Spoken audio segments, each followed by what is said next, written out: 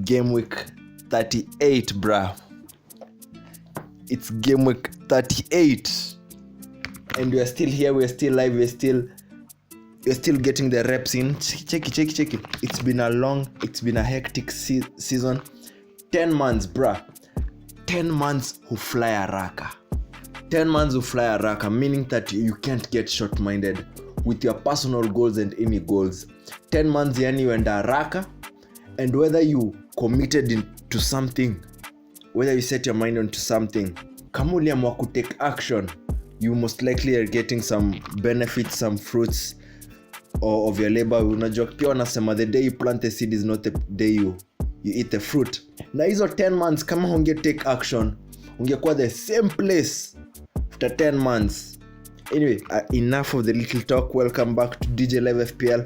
Na hii game week 38 ni venye imekuwa trick sana. Game week 37 ilikuwa na action mingi sana. I was like, calm down. How are people doing 100, 120, 130? Watu tu wanafanya speedometer za Toyota. Watu wanafanya tu ma 140, ma 160. Mimi na deal na ma 93s hapa. Hey.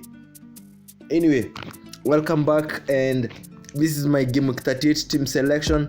Mujua tunafunga hii chapter and then we don't know what lies ahead, but I know what is right in front of me. Na ni that ibag nimefumble.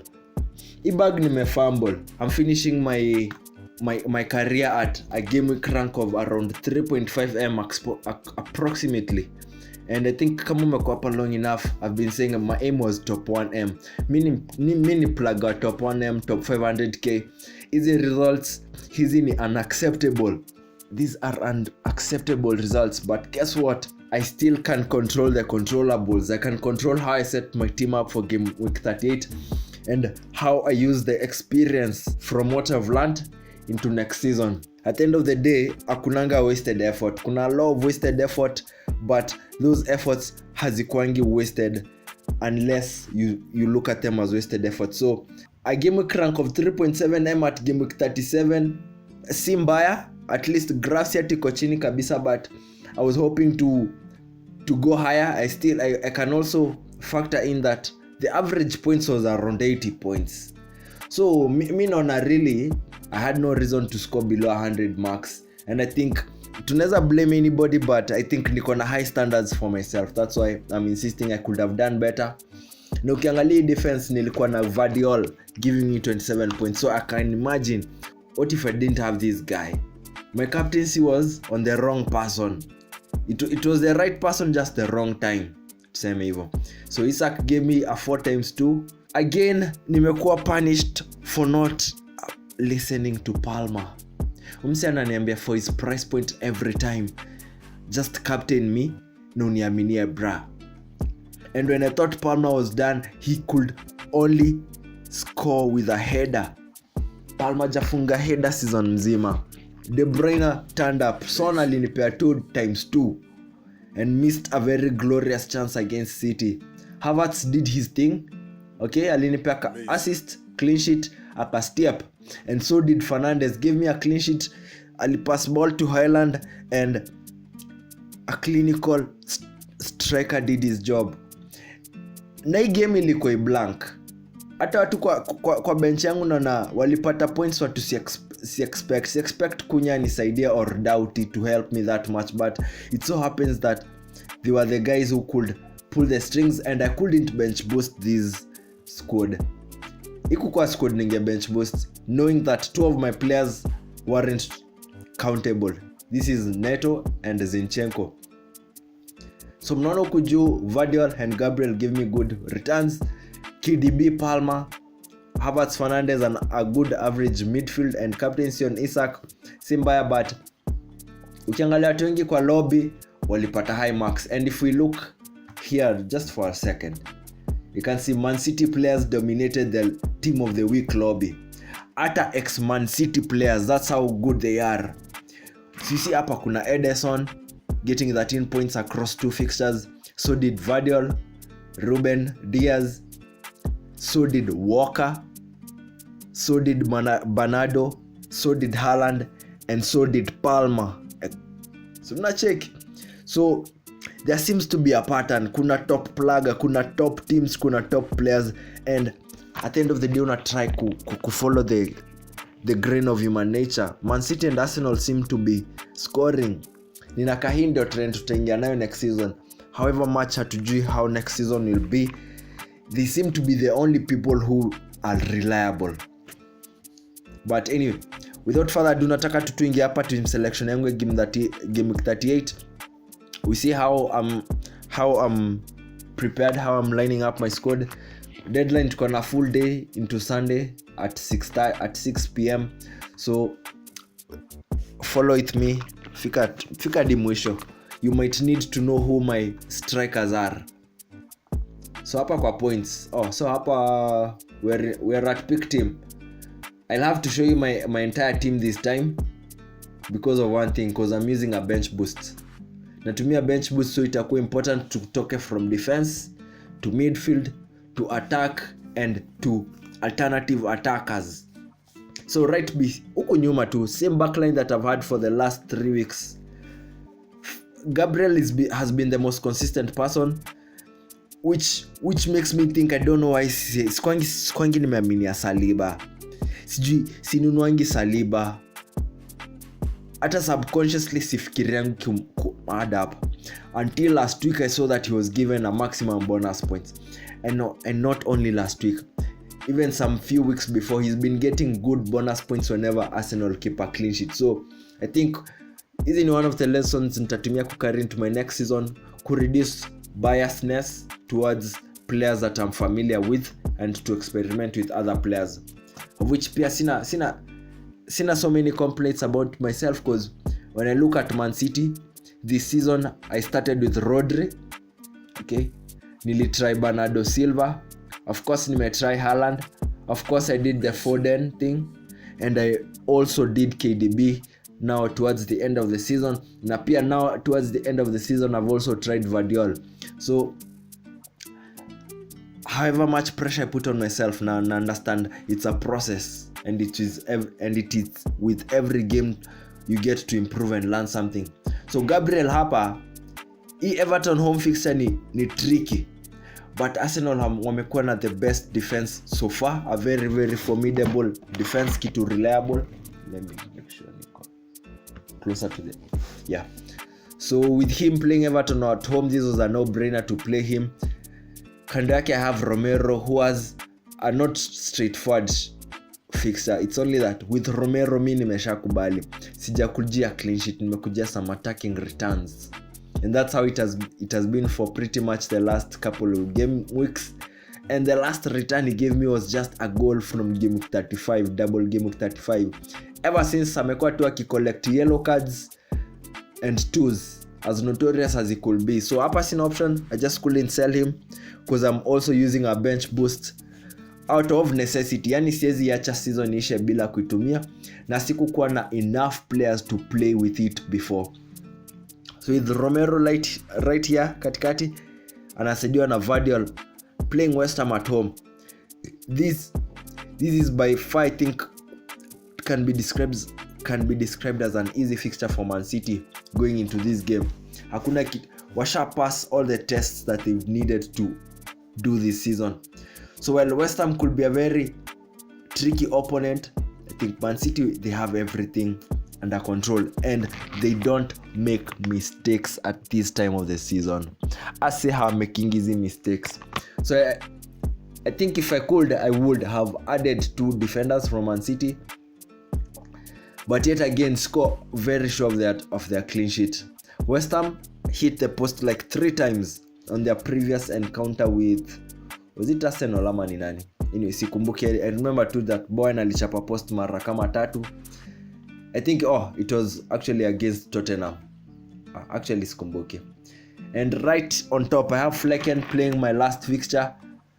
He gave me at least ananipea points za saves akitry, and he had gotten a maximum bonus points from game week 36. So I'm happy to play Brentford at this time of the season, knowing that they have Mbeumo in the game. And whenever these guys have Mbeumo, bro, wanachezanga game flani siju.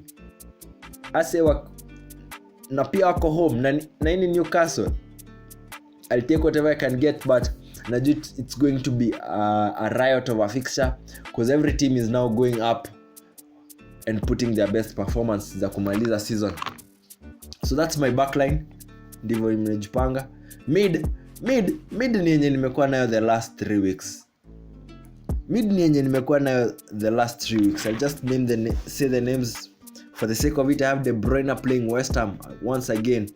He's playing with Vardiol. De Bruyne gave me 12 points from the 2 fixtures, 6 and 6, which is unacceptable. KDB form yake nilikulata hizi 18 points at game week 32 or not. Actually sikupata hizi. Nilipata 18 points za Bruno. So I think I bought him after this game week 32. I blanked with these 2 points and then I got these 9, 11, 2 and now 12 venye zinafuatana. Honestly sijakwanga msaku by KDB, so this is one of the things that I have to be grateful to myself for doing this season. Swapped Foden after nilipata zile 20 points zake, sijui kama ilikuwa against Brighton. Anyway, sikumbuki, but as soon as I got his 20 points, I was okay to swap him out and try someone else still attacking in Man City. Right beside I have my captain for this week, someone who has told me time and time again, bro, sijui mbona ufanyangi decision, I'm a penalty taker and I influence the team. That is my boy Palmer. Actually, I have brought with him, nitaonyesha hata bench sai, I've brought with him someone for him to work in tandem. Nimeleta Malo Gusto. With the only issue I had with Gusto earlier on, it's cause Reece James was back. But sasa Reece amekuja na akafanya mambo yake na ndio amepewa red card. So minutes za Gusto ziko assured and his injury is also complete. So I'm very happy to take him up for this fixture. Nimemswap for Zinchenko. Hata kama nilimiss out on his 12 points last week, Chelsea seem to be having a good form at home. They won 2-0 against Tottenham and 5-0 against West Ham. Hizi ni teams really tricky. So for them to have kept a clean sheet for those 2 games, I was a bit relaxed to make these executive decisions. And who knows, kenye ita happen, ikam venye itakam. Next to him niko na Son, who is paired up with Romero for this Sheffield away fixture. Shida ya Son ni that unaweza survive bila yeye. You can actually survive without Son. The only issue with Son is that if he gets high points, hautaweza kucompete against anyone because almost everyone will have him. He has 34% selection. I think this number used to be higher. Son has had double figure returns kadhaa around this season. You can see his total is at 200. So shida Son ile ukikosa kuwa naye anaweza pata 17 points na hautaweza kubeat anyone in your lobby who had Son. So if I had more transfers, I think I would have gone without him, but while Sheffield might look like an easy fixture, Son hufumble hizi fixture, sijui mbona. Hizi fixtures yuka rahisi ndizo Son ulemewa nazo. I leave it at that. I have Havertz right beside playing Everton at home, an assured attacking false 9 for Arsenal. Mse nimekuwa naye since game week 31. I brought him in. Pia hii season ndio nimetry Saka, nimetry Odegaard. I also had Trossard in the beginning of the season, which didn't of course end up well, and nasa niko na Havertz. So mi na feel na learn from my mistakes and I'm mixing my attacking. Na mix recipe yangu to see what works and what doesn't and why. Beside him is Fernandes. Honestly nilikuwa nataka kumswap for Salah. Shida ni pia Liverpool hawanipea a good impression. Na pia shida ni singechukua a -8 for this transfer, knowing that Manu could also do something. Actually ndio shida ya Manu ni hopes. Na tunapeanga tu false evidence every time. This 3-2 win against Newcastle it had to blind from all our bad performances, all our bad prior performances, especially the 4-0 at Crystal Palace. Mnaona form yetu ijakuwa poa, so siko sure about Bruno. I'm just glad that he's a penalty taker. The fact that he's a penalty taker inanipea more assurance in case anything goes wrong for Brighton and they were in the box. Najua kishapata bao moja alafu apate assist, hiyo ni an assured 13 points. So while Salah is also as tempting, I feel like I also have a penalty taker on my squad, and we have at least a bit of form. So it's better the Bruno I know than the Salah I'm not assured of. Na Liverpool, while it's the last game for the manager, wame to disappoint at this stage of the season. Nitamalizia hapo, and as you can see my forwards are Isak playing Brentford away and Mateta playing Aston Villa at home. I've actually swapped Watkins for Mateta. Hiyo 8 million ya Watkins, I rather put Mateta hapo at 5M na ni upgrade position nyingine. It makes sense. And I know Watkins could punish me, but I'll take the punishment. Sitamaliza season naye, juu sitaki kuanza hii season nyingine naye. Cause Watkins amenipea very very mixed feelings through this season. I'm happy to cut the ties. Yani tusimalize season, I mean ni disappoint na nibaki na hizo scars hadi game week 1 of the next season. So I'm pretty confident with Isak, also a penalty taker. Na pia nikijua Wilson pia yeye hayuko available, meaning that Isak is assured of 90 minutes. Na pia starting place yake umekuwa assured. He didn't score last game week, but who knows, ikambenye takam. So nitamchezesha hii fixture tena, na pia nasaidiwa na Kunya right here on my bench. Si nimeactivate bench boost. Kunya kwa hapa kumsaidia in case not everything goes well. And I know this is one of the reason I couldn't bring in Salah, or Trent for that reason. I knew that by virtue of having Kunya in my squad, na bank on Wolves to capitalize on their mistakes. And if it's anyone who can make things happen alongside Wang Chan and Sarabia is Kunya, and he's also the official penalty taker. Hata hapa Mateta, si mnaona pia Mateta hapa ni penalty taker. So kama una notice kitu nimefanya hii squad, nime optimize for dead ball specialists. Fernandez, Son, Palmer as usual, Mateta. I'm not very sure of pia Isak with penalty kicks, and Kunya too. So even if one lined up, the only other player that is helping me in my bench boost is Doughty, who I'm very doubtful of. Umsiaja nipea kitu yote since ni msign. I think ini baggage ya game week 25 ya double game week 25 na beba. Ini baggage sijaweza kuachilia kutoka kwa squad yangu, and na have to deal nayo till the end. So even if niko lined up for this final game week 38, I think I'll actually not I think I'm sure I'll make a reaction video for the season and game week 38 included as the last video. I think this can't be the last video, so I'll record another video in the forthcoming week to react to the season. We see how things went, and hopefully we learn from our mistakes and also other people's mistake. One more thing, tutakuwa na winner wa hii local league enye tumekuwa tukicheza. I think I talked about it early in the season, Beer Bongs season 3. This is something that has been happening with my close friends for two seasons, and now this as the third season. And currently, as you can see, number 1 is predetermined. Number 1 acquired 70 points, which is Simsima.